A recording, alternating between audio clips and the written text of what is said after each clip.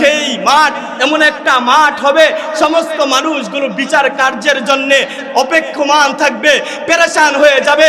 মাথার 1 বিঘা উপরে সূর্য চলে আসবে, জমিনটা তামা হয়ে যাবে, জমিনটা তামা হয়ে যাবে।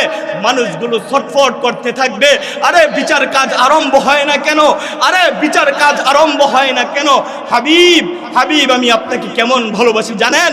মানুষগুলো দৌড়ে আদি পিতা হযরতে আদম আলাইহিস সালাতু ওয়াস সালামের কাছে গিয়ে বলবে, হে আদি পিতা আদম আলাইহিস সালাতু ওয়াস সালাম, আপনি আমাদের জন্য আল্লাহর কাছে সুপারিশ করুন, আপনি আল্লাহর কাছে দরখাস্ত করুন যেন বিচার কাজ আরম্ভ করে।